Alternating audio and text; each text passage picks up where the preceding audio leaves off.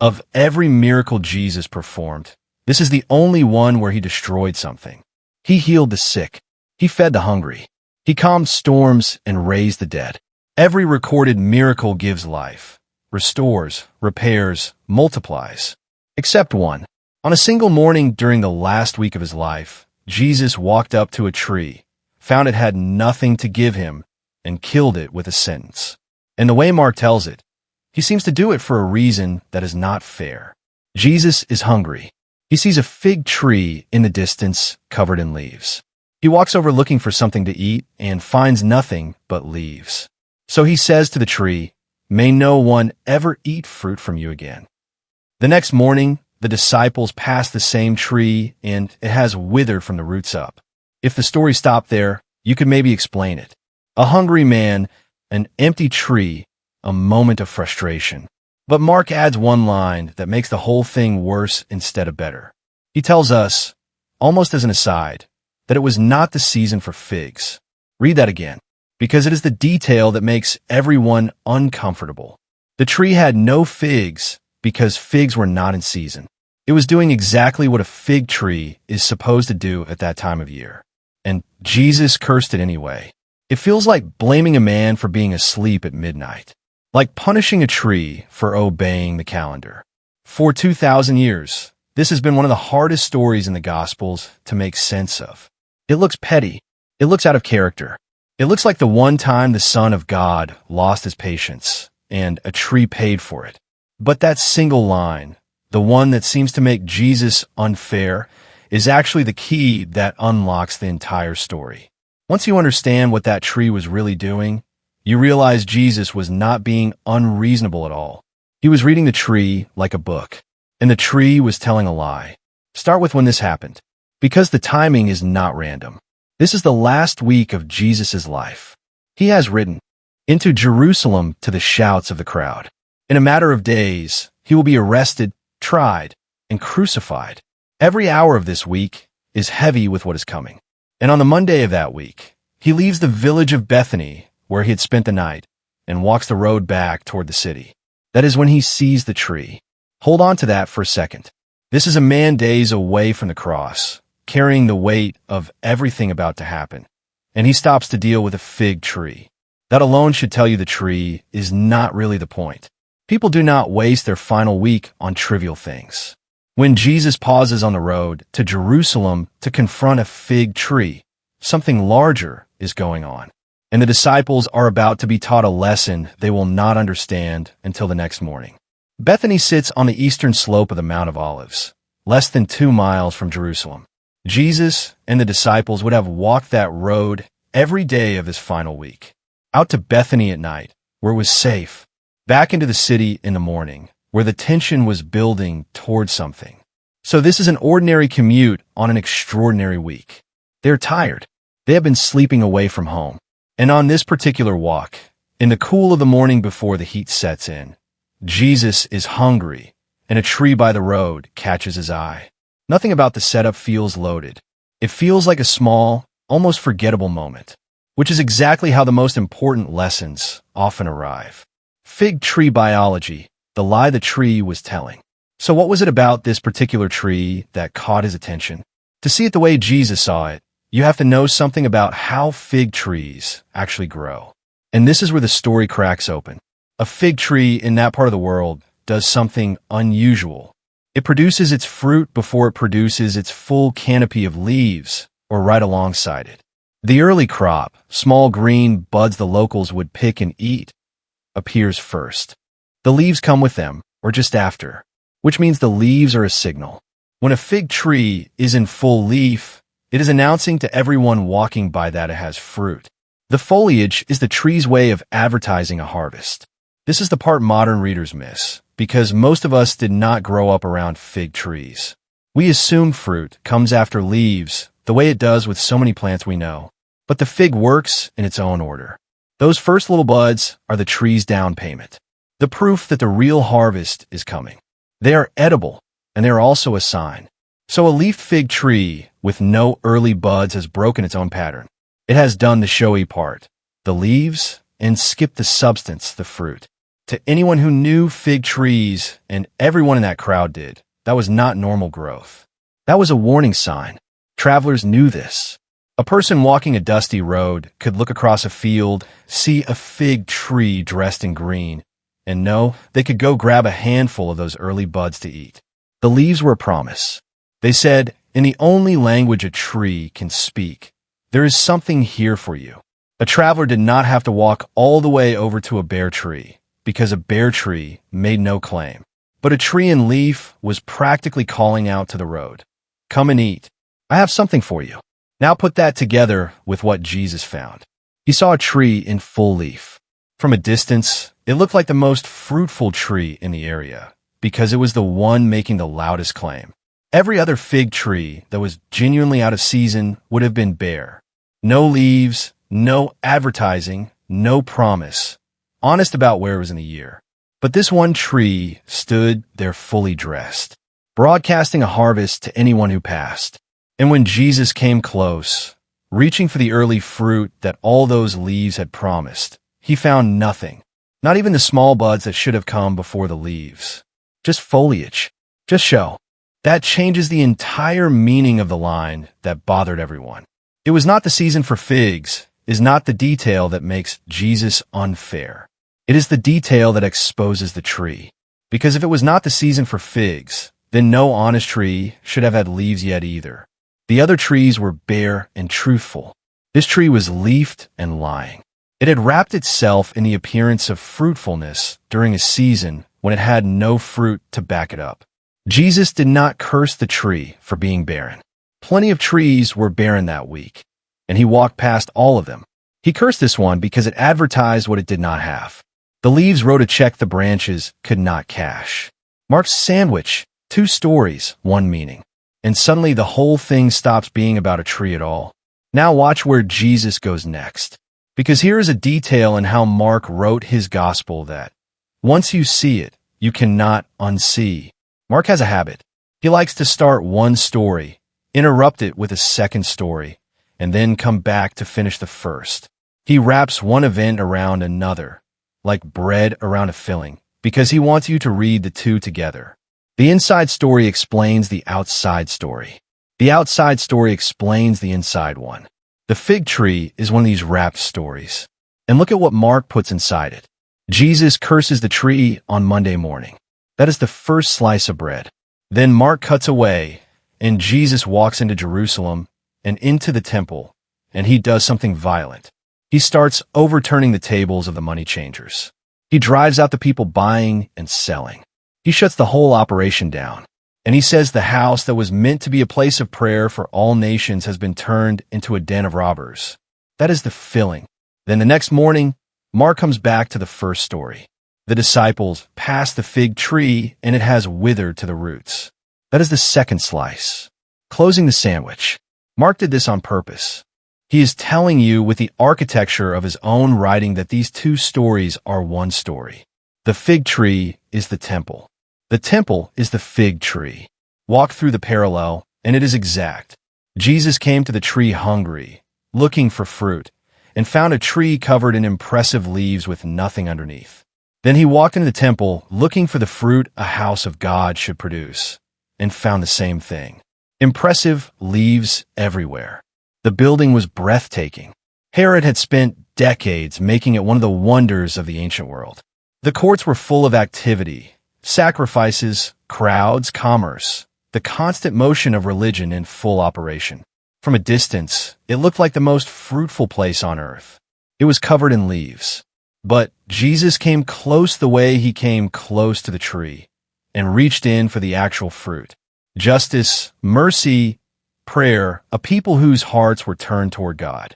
Room for the outsider and the foreigner to come and worship. And he found a marketplace. The temple mirror, leaves without figs. Look at what he actually objected to in there, because it sharpens the parallel even further. The money changers and the sellers of sacrificial animals had set up shop in the one part of the temple where outsiders were allowed to come. That outer court, the court of the Gentiles, was the space set aside for the nations, for the foreigner who wanted to seek the God of Israel. And it had been turned into a noisy exchange, a place of buying and selling, so that the very people the temple was supposed to welcome had nowhere left to stand. The fruit a house of God should bear is a door open to everyone. Instead, the door had been blocked by commerce dressed in religious clothing. The leaves had crowded out the fruit, literally in the layout of the building.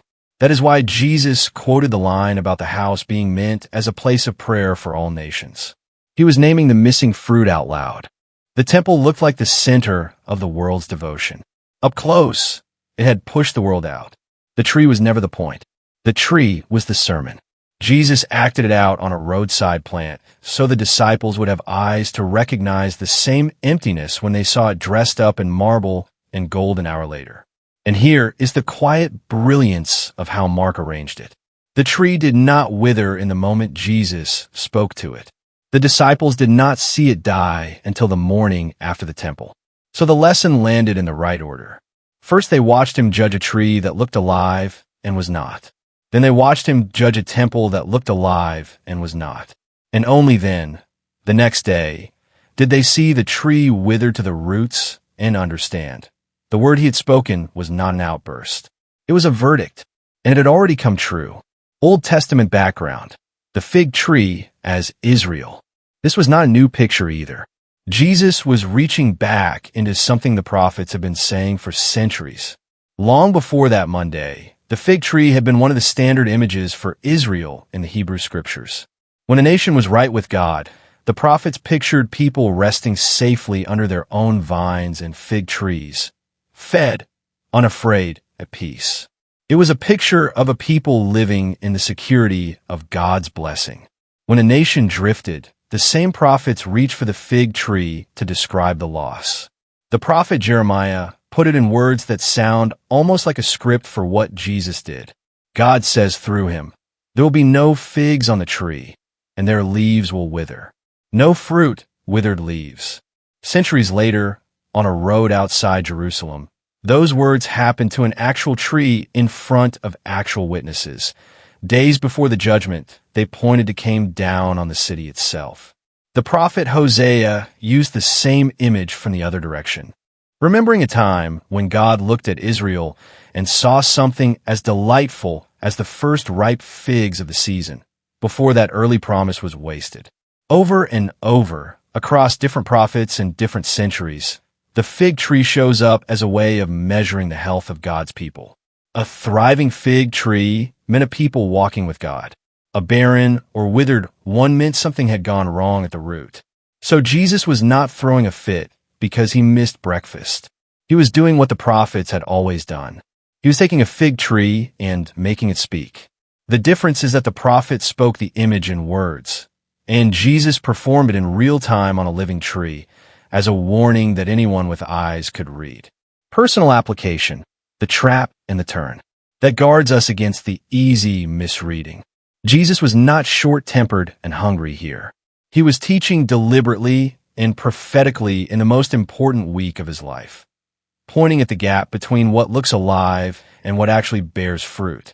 And that is a point we should be careful about, because it is easy to turn this into a story about other people.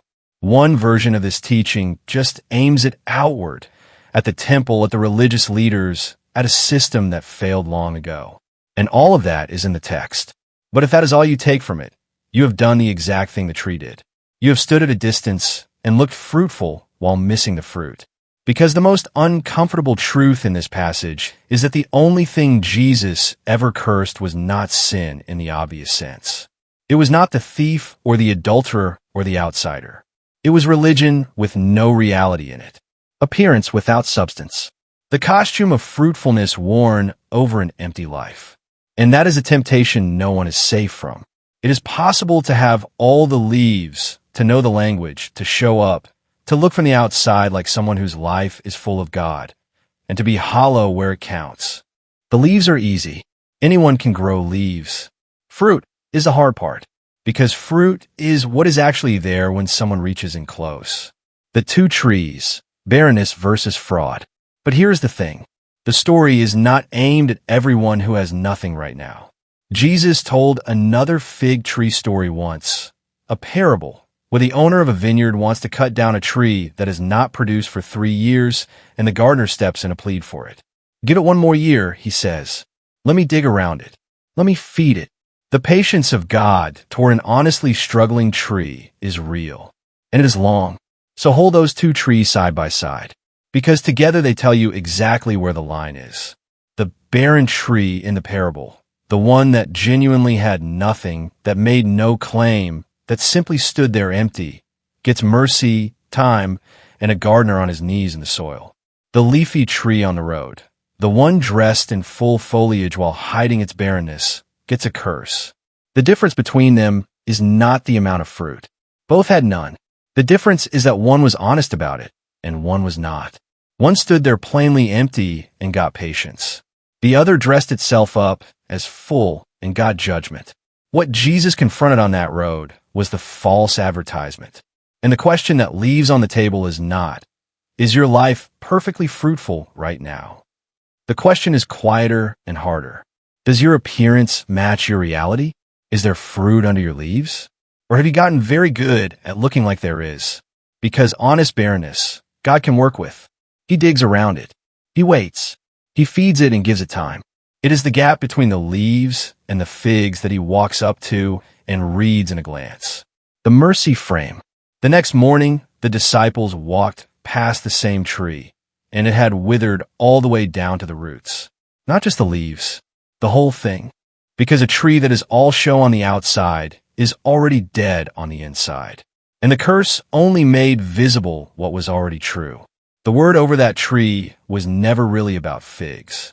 It was about the distance between what we display and what we are. Days after Jesus read this lesson off a tree, that very kind of religion would put him on a cross. The polished, busy, impressive system that had no room for the Messiah, standing in its courts, condemned him in the name of God.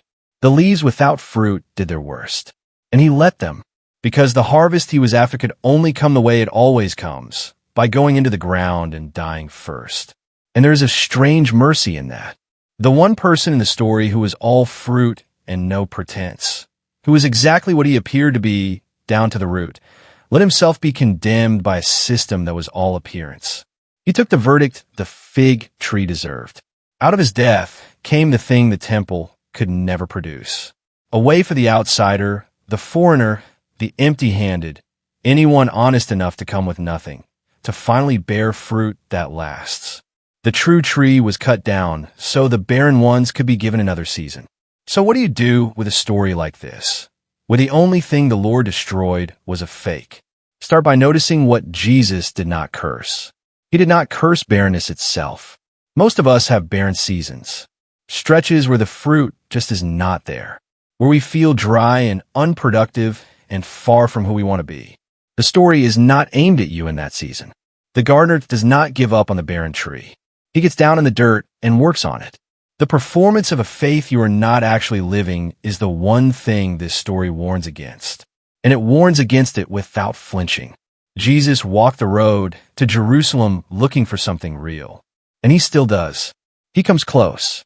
He looks under the leaves. He is not impressed by the canopy. He is not fooled by the show. He is looking for fruit. And he is patient with the tree that has none yet, but is honest about it, and grieved by the tree that has dressed itself up to hide that it is empty. The good news buried in this hard story is that the same one who reads the trees so honestly is also the gardener who kneels down in the dirt and asks for more time. He is not looking for a perfect harvest. He is looking for something true, and he is willing to dig around your roots and feed you and wait. If you will stop growing leaves long enough to let him. If this opened up a passage that always confused you, subscribe and leave a comment. Even one word helps this reach someone who needs it. Share it with anyone who has ever found this story hard to understand. Pray for us as we keep digging into these texts. And may the one who looks past the leaves find something real and growing in you. God bless you.